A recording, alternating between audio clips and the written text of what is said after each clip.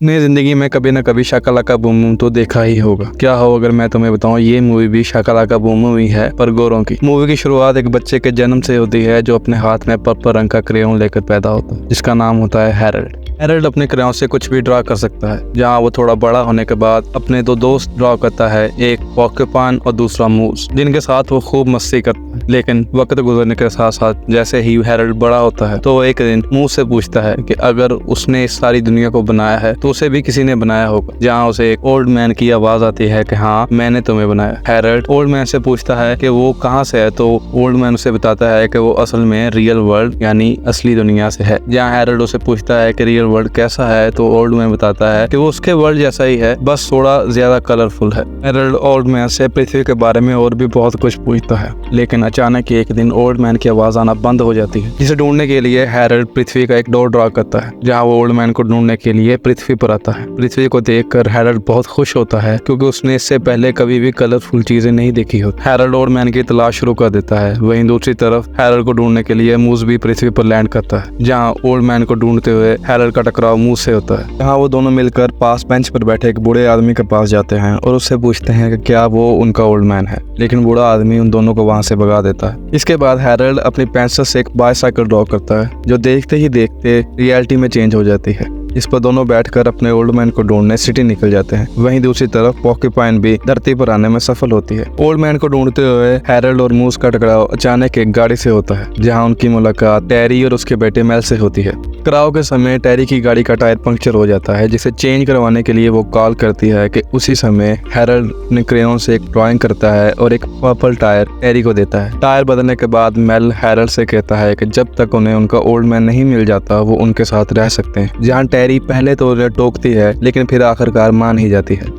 रात के वक्त मेल हैरल्ड से पूछता है कि उसने वो टायर कैसे ड्रॉ किया, तो हैरल्ड बताता है कि वो ऐसे कुछ भी ड्रॉ कर सकता है जो रियलिटी में चेंज हो जाता है। इसके बाद वो मेल को ट्राई करने का कहता है, जहाँ मेल एक अजीब सा स्पाइडर ड्रॉ करता है, जो देखने पर तो क्यूट लगता है, लेकिन मुंह खोलते ही जहर उगलता है। वैसे ये स्पाइडर मुझे एक पायरेट्स ऑफ द कैरिबियन के बंदर की याद दिलाता है। अगली ही सुबह टेरी जब उठती है तो देखती है कि उसका घर पूरी तरह पेंट हो चुका है। जहाँ मेल उसे बताता है कि हैरल्ड एक जादूगर है जो कुछ भी कर सकता है। तो टेरी हैरल्ड को अलग बुलाकर कहती है कि उसे यहाँ से जाना होगा, क्योंकि वो उसके बेटे को उलझा रहा है। तभी मेल टेरी को बताता है कि उसे हैरल्ड के ओल्ड मैन को ढूंढने में उसकी मदद करनी है, लेकिन टेरी मना कर देती है। जाने से पहले हैरल्ड मेल को अपना हाफ क्रेयॉन दे देता है, लेकिन टेरी के जाते ही मेल हैरल्ड और मूस के साथ चलता है उनके ओल्ड मैन को ढूंढने के लिए। इसके बाद वो एक लाइब्रेरी में पहुंचते हैं, जहां उनकी मुलाकात गैरी से होती है, जो बच्चों को अपनी किताब द ग्लेव ऑफ खैर छोड़ो, उन्हें भी बोलना नहीं आता। मेल गैरी से हैरल्ड और मूस के ओल्ड मैन को ढूंढने के लिए हेल्प मांगता है, लेकिन गैरी मना कर देता है। जिसके बाद मेल उसे बताता है कि उसकी मॉम उसे दुनिया का सबसे इंटेलिजेंट आदमी मानती है, जो कुछ भी ढूंढ सकता है। फिर क्या, गैरी चने के झाड़ पर चढ़ जाता है। भैया मर्द जात और औरत का चक्कर। गैरी हैरल्ड को बताता है कि दुनिया में 500 मिलियन से भी ज्यादा ओल्ड मैन। अगर उसे अपने ओल्ड मैन को जल्दी से जल्दी ढूंढना है तो प्लेन का यूज करके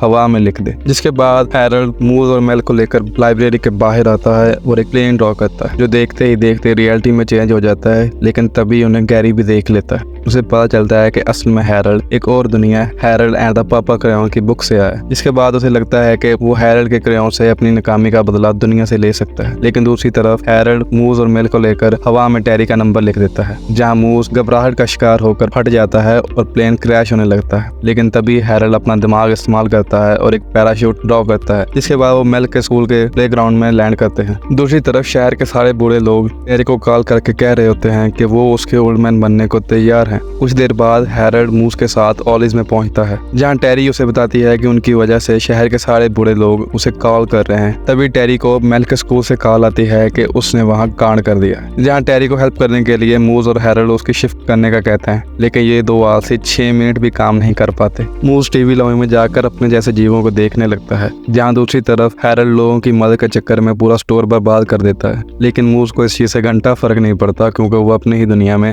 मस्त होता है। टेरी के वापस आने पर वो देखती है कि पूरा स्टोर बर्बाद हो चुका है, जिसकी वजह से उसकी जॉब चली जाती है। वहां से निकलने पर हैरल्ड को पता चलता है कि टेरी असल में शुरू से ही एक पियानिस्ट बनना चाहती थी। तो वो उसकी हेल्प करने के लिए बीच पब्लिक एरिया में एक पियानो ड्रॉ करता है, जहाँ वो तीनों मिलकर टेरी से रिक्वेस्ट करते हैं कि वो उनके लिए कुछ बजाए। कुछ देर बाद गैरी भी वहाँ पहुँच जाता है और हैरोल्ड को बताता है कि वो उसके ओल्ड मैन को जानता है और वो उसकी हेल्प करना चाहता है। कुछ देर बाद गैरी हैरोल्ड को बताता है कि वो एक बुक वर्ल्ड से आया है और उसके पास दुनिया की सबसे ताकतवर शक्ति है जिसका नाम है प्योर इमेजिनेशन। ये वो जो चाहे वो बना सकता है। इसी दौरान हैरोल्ड को अपने क्रिएटर का भी नाम पता चलता है, क्रॉकेट जॉनसन। वहीं दूसरी तरफ पॉर्क्यूपाइन हैरोल्ड और मूस को ढूंढने के लिए पूरे शहर में हल्ला मचा रही होती है और पुलिस से बचकर भाग रही होती है, लेकिन वह मूस और हैरोल्ड को गैरी के साथ बैठा देखती है और वहां पहुंच जाती है। पुलिस पॉर्क्यूपाइन के साथ साथ हैरोल्ड और मूस को भी जेल में डाल देती है। जेल से निकलने के लिए हैरोल्ड एक उपाय सोचता है, जहाँ वो मूस के इस्तेमाल से अपना क्रेयॉन पुलिस से वापस लेता है और जेल तोड़कर वहां से भाग निकलते हैं। मूवी के अगले सीन में दो बच्चे मेल को बुली कर रहे होते हैं, जहाँ वो उसे एक रूम में लॉक कर देते हैं। मेल वहाँ हैरोल्ड का दिया हाफ क्रेयॉन इस्तेमाल करता है और अपना इमेजिनरी फ्रेंड कार्ल को रियलिटी में लाता है, जो पूरे स्कूल में भगदड़ मचा देता है। वहीं हैरोल्ड अपने दोस्तों के साथ मेल के स्कूल पहुंचता है, जहां वो मेल को बताता है कि उसे अपने क्रिएटर का पता चल चुका है। मेल उनके साथ बैठकर उनके क्रिएटर के घर जाता है। क्रॉकेट जॉनसन के घर पहुंचने पर हैरोल्ड को पता चलता है कि वो क्रॉकेट जॉनसन मर चुके हैं। तभी टेरी भी वहां आ जाती है और मेल को अपने साथ ले जाती है। जाने से पहले वो हैरोल्ड को बताती है कि वो जब से उनकी लाइफ में आया है उनकी प्रॉब्लम्स बड़ी हैं। जिसके बाद हैरोल्ड मायूस हो जाता है और उसे अपनी क्रिएशंस और लाइफ मीनिंगलेस लगती है। उसे लगता है कि वो एक मीनिंगलेस कैरेक्टर है जो सिर्फ एक बुक तक ही सीमित है। जिसके बाद हैरोल्ड की बनाई हुई क्रिएशंस गायब होने लगती हैं। जिसके कुछ देर बाद मूस और पॉर्क्यूपाइन भी हवा में वैनिश हो जाते हैं। मूवी के अगले सीन में हम देखते हैं कि गैरी हैरोल्ड को कन्विंस करता है कि वो उसकी शक्तियों का सही इस्तेमाल कर सकता है और उसके दोस्तों को वापस ला सकता है। जिसके बाद वो धोखे से हैरोल्ड का क्रेयॉन ले लेता है और हैरोल्ड को जंजीरों में बांध देता है। वहीं दूसरी तरफ मेल को कुछ अच्छा नहीं लग रहा होता और वो हैरोल्ड को ढूंढने के लिए लाइब्रेरी पहुंचता है, जहां हैरोल्ड के साथ साथ मेल को भी गैरी बंदी बना लेता है। जाने से पहले गैरी लाइब्रेरी को तबाह कर देता है। गैरी के वहां से जाने के बाद मेल हैरोल्ड को समझाता है कि उसकी लाइफ बेकार नहीं है, बस उसे खुद पर विश्वास करना है। जिसके बाद वो उसे उसका दिया हुआ हाफ क्रेयॉन वापस करता है, जिसकी मदद से हैरोल्ड मेल और खुद को लाइब्रेरी से बाहर निकालता है। वहीं दूसरी तरफ टेरी मेल को ढूंढने उसके कमरे में जाती है, लेकिन मेल वहां मौजूद नहीं होती। इसे ढूंढने के लिए वो बाहर आकर लाइब्रेरी की तरफ जाती है, लेकिन तभी उसे पता चलता है कि क्रिएशंस वापस अपनी लाइफ में आना शुरू हो चुकी हैं।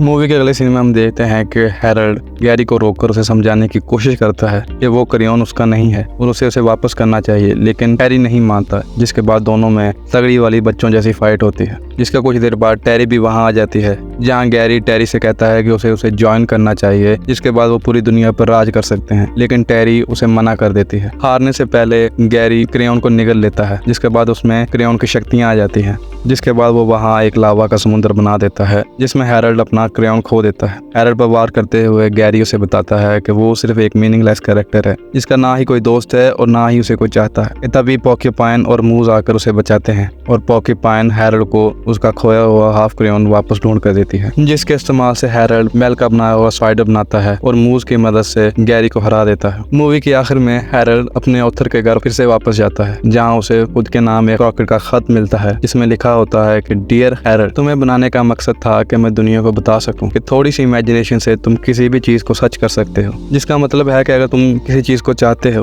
तो बस तुम्हें थोड़ी सी इमेजिनेशन और मेहनत की जरूरत है। अब तुम भी मेरी मेहनत का हिस्सा बनो और जाने से पहले सब्सक्राइब कर दो। और हाँ, अगर तुम्हें ऐसी और भी मूवीज देखनी है तो ये रही लिस्ट। एंजॉय।